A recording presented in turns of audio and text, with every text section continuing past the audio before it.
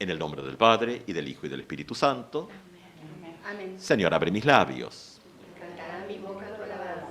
Señor, te confieso todos mis pecados, mis flaquezas y mis fallas, mis muchísimas fallas. Vivo con confianza, Dios ha perdonado todos tus pecados, tus flaquezas y fallas.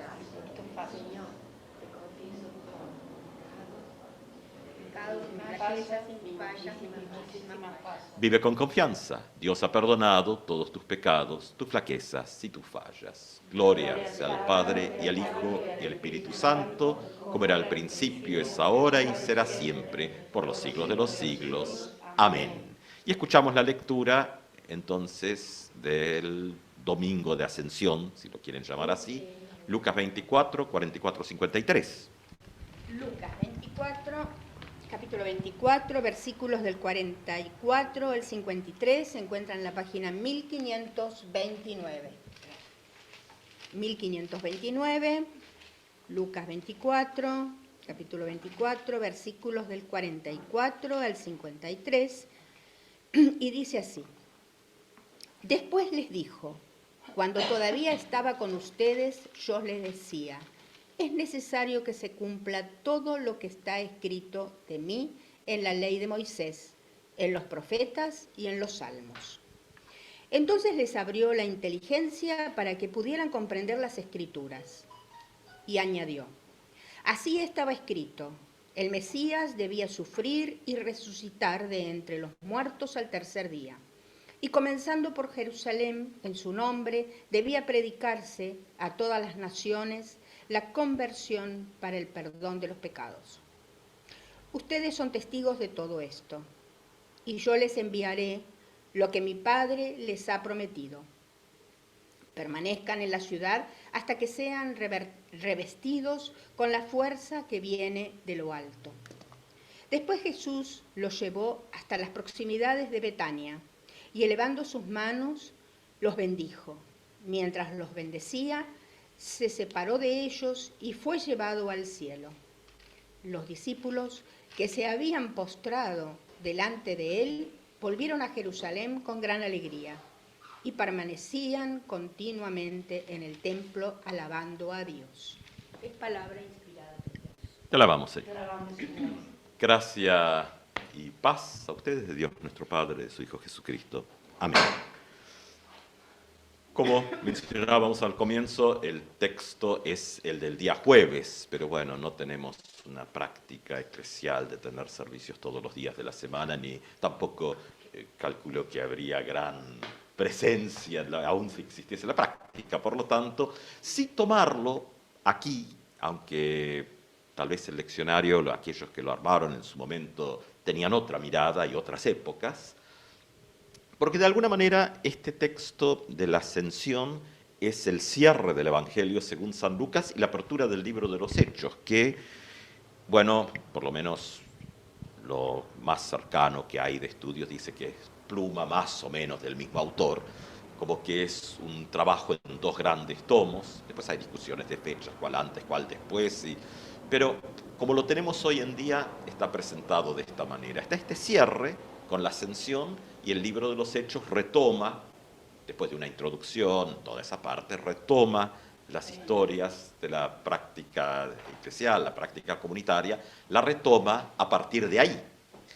Entonces, lo que de alguna manera cierra este ciclo es este evento, y Lucas lo ha tomado como un pivote entre un libro y el otro.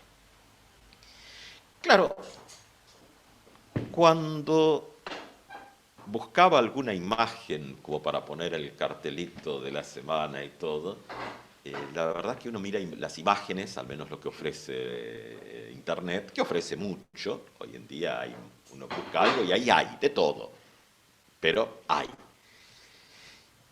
Y las imágenes, claro, también representan toda una forma de ver las cosas, que uno se pregunta cuánto tienen que ver por ahí con una lectura del texto que podamos hacer hoy en día, porque bueno, en todas las épocas, en todos los contextos, en todos los entornos, volvemos a leer y dice cosas nuevas. O sea, si uno puede decir, respeta las estructuras, todo, pero dice cosas para nuestro contexto de hoy en día.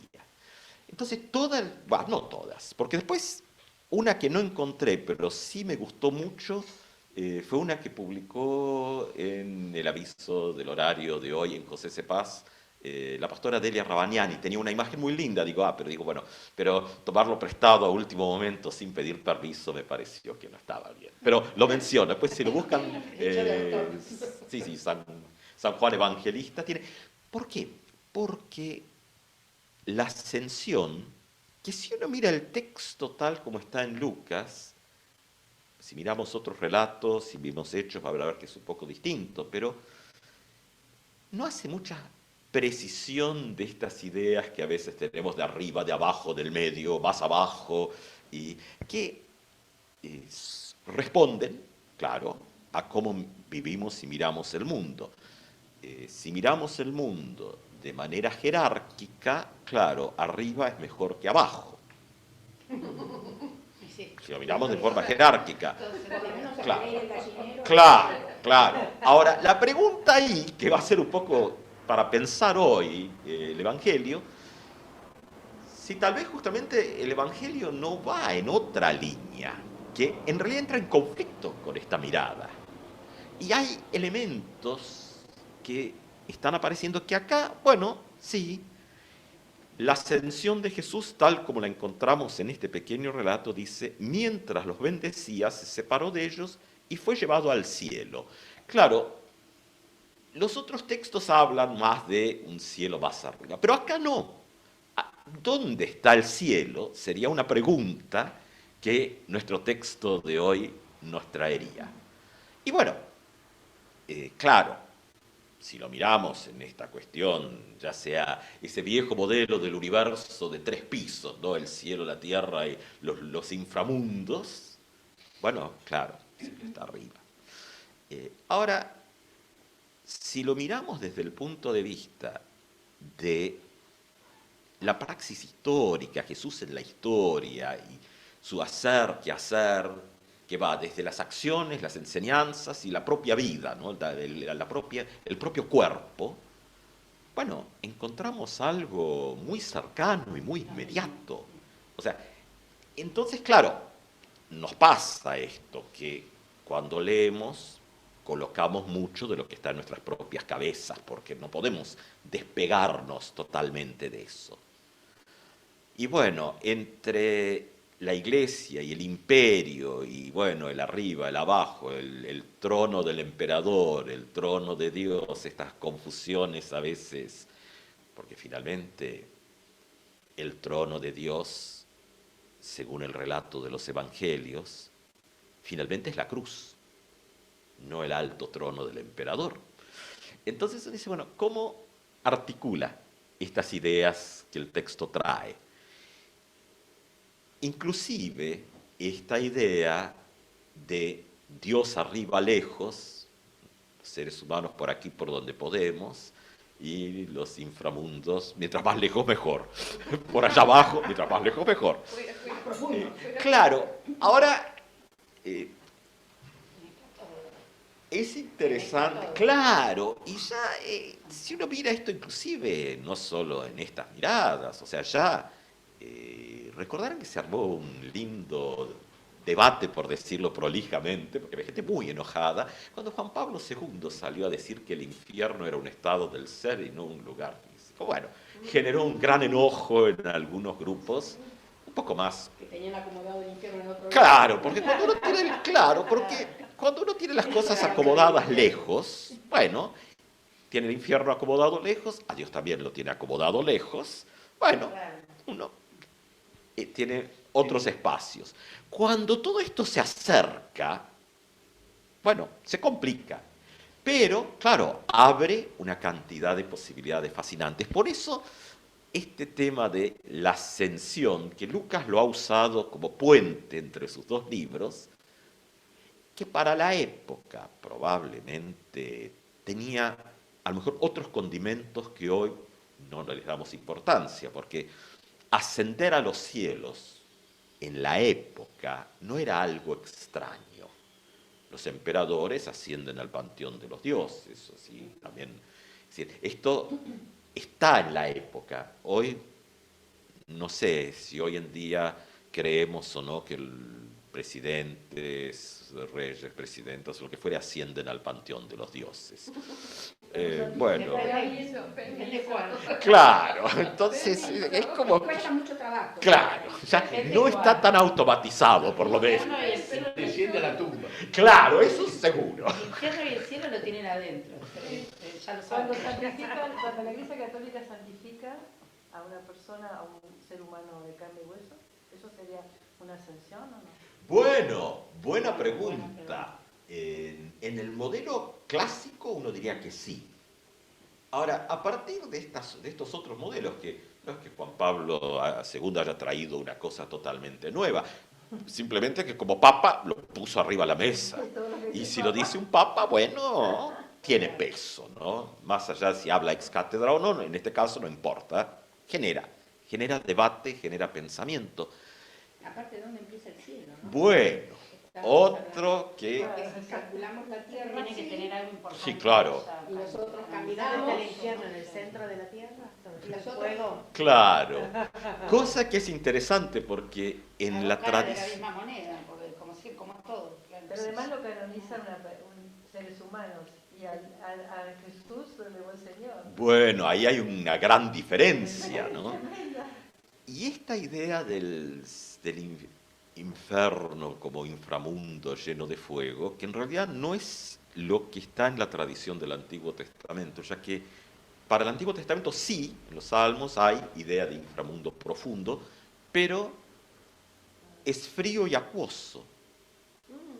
Todo era otro concepto. Hay uno de los salmos que dice, el salmista dice, hemos venido a ser como sombras, porque, bueno, el salmista ahí, después pueden buscar el salmo si quieren, el salmista ahí hace una picardía, ¿no?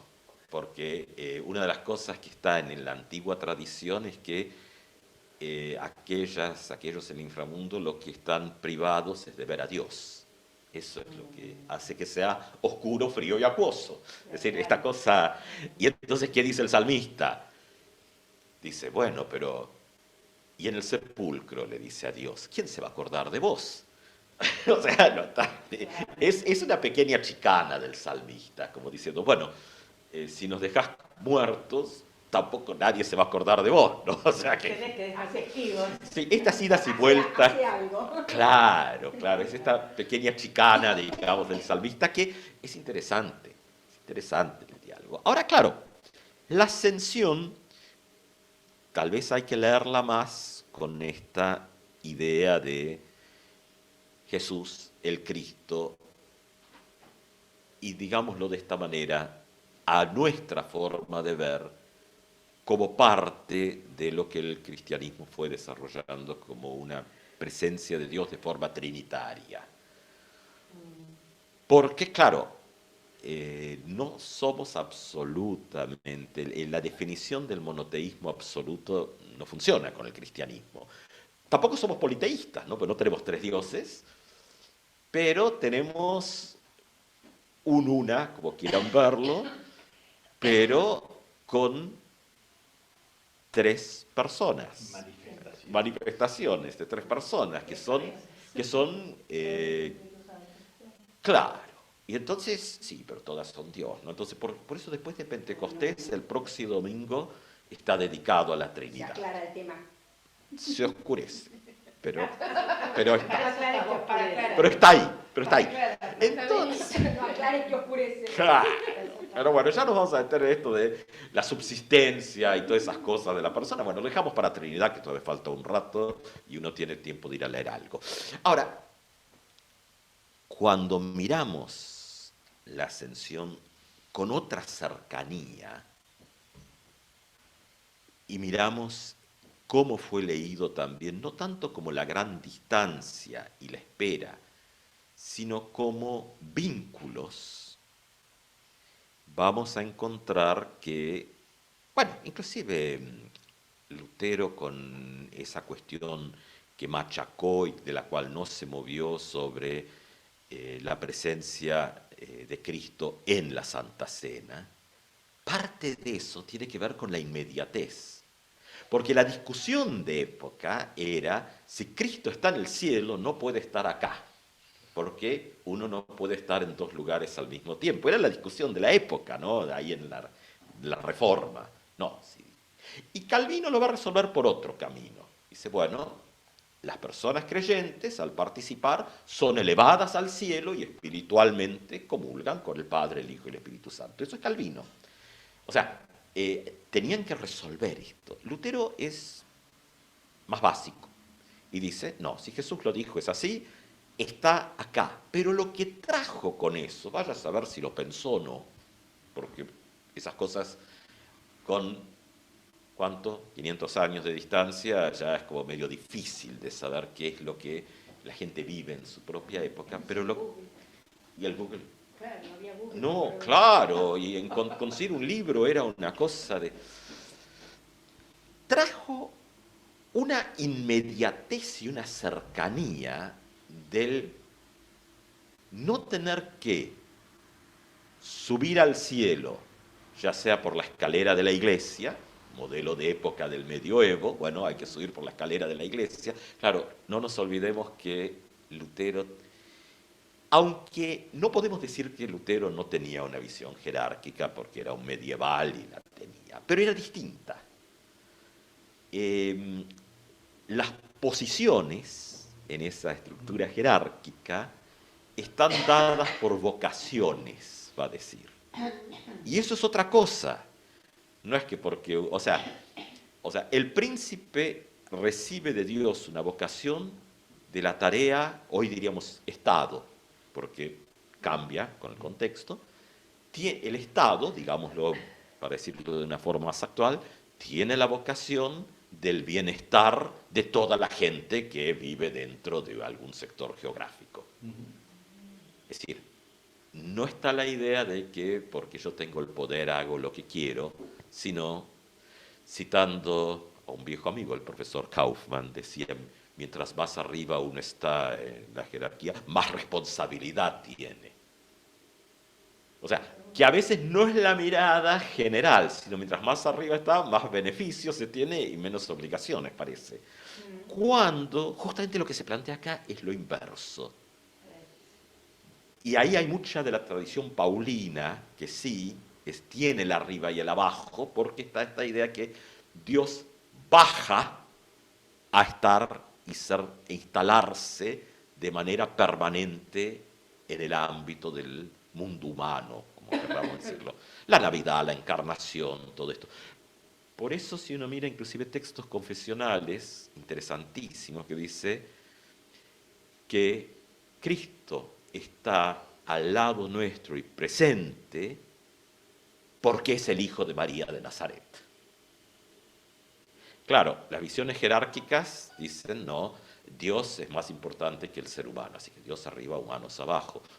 Pero con esto, si queremos mantener el arriba y el abajo, que probablemente esto el propio Evangelio lo desarma, el ser humano participa también de lo sagrado en Cristo. Y para retomar una pregunta que recibí después a la tardecita, cuando empiezan las preguntas y los comentarios sobre la prédica, el WhatsApp está ahora, ¿no? Ricardo preguntaba, que él y la señora lo siguen por YouTube, sobre algo que dije al pasar, ¿no? Y es de Lutero. Y después les debo la cita exacta del texto, porque ahora estoy en la duda si era en el texto contra los profetas celestiales o sobre el sacramento. Así que tengo que ir a buscar la cita. Pero que antes del tiempo, un ser humano está presente en la creación, el Cristo, que es preexistente. Hay que ver que Lutero no tiene ningún problema con esto del tema del tiempo. Eso es una reflexión posterior. Se ve que en el pensamiento de época para nosotros, no, porque nosotros trazamos una línea, ahí ponemos a funcionar el reloj. Y, bueno, el reloj en realidad es para armar el calendario, es para contarnos las horas, es para más bien exprimirnos la vida. Perdón, te dicen Cristo en vosotros. Bien, Espíritu en claro. vosotros, adentro tuyo. Y ahí está, ahí ese plural es muy interesante porque es un plural comunitario Claro. en nosotros. Está en nosotros, pues está en la comunidad. No hay un texto que diga que está en cada uno o cada una. Es esa cuestión del Cristo presente. Ahora, claro, está presente, sí, en lo humano, en lo inmediato, y uno de los textos confesionales dice, porque es el Hijo de María de Nazaret. El Hijo de María de Nazaret. Eso es lo que... Entonces uno dice, claro, claro. Entonces la cuestión jerárquica se desarma.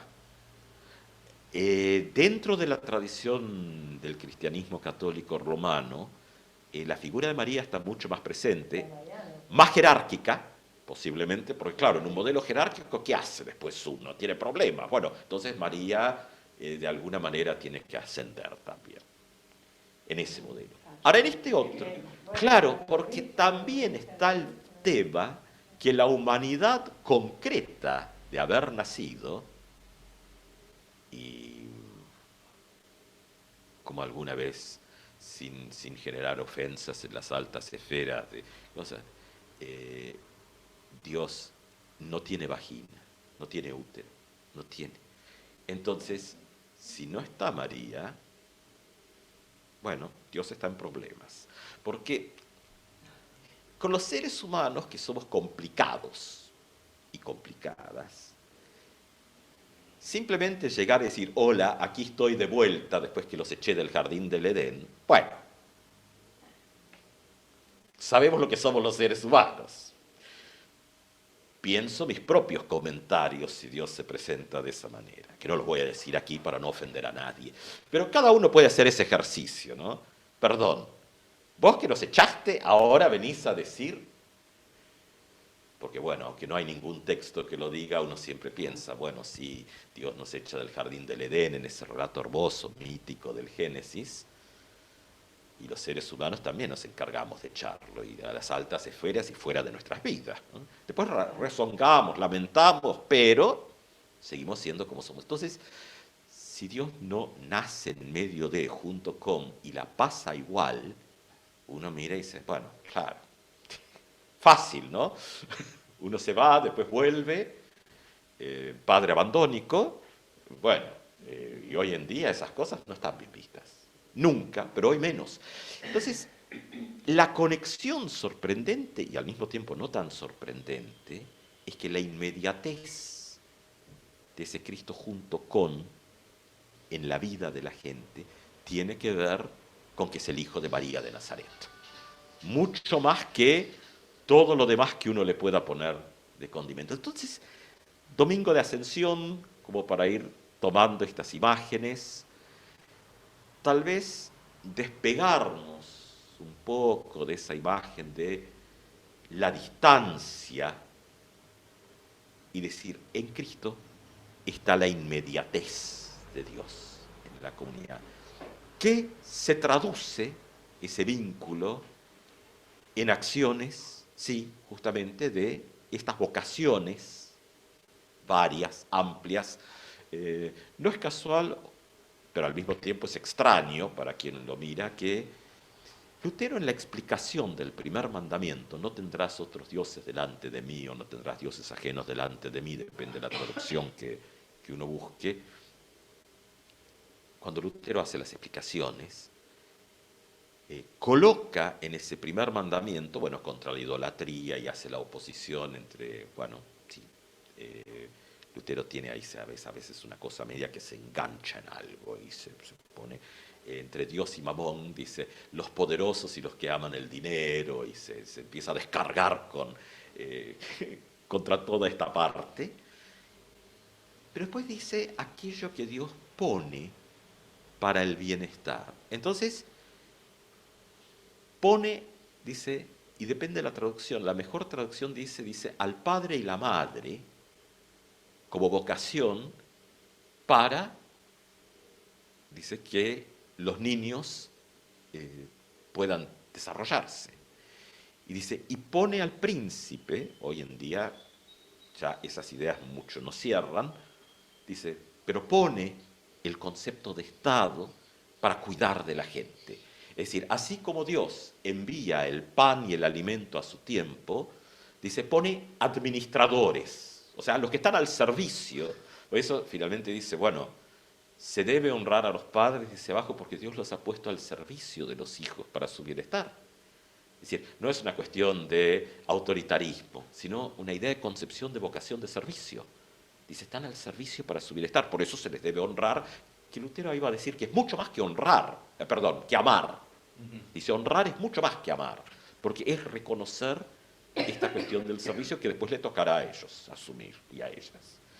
Y dice, y el gobernante, o las gobernantes, también tienen la vocación de asegurar que el alimento llegue a todos y a todas, muy básico en Lutero, muy básico, pero lo toma del texto bíblico, ¿no? Finalmente, lo que se repite en los 4 evangelios con mucho relato es la multiplicación de los panes y los peces.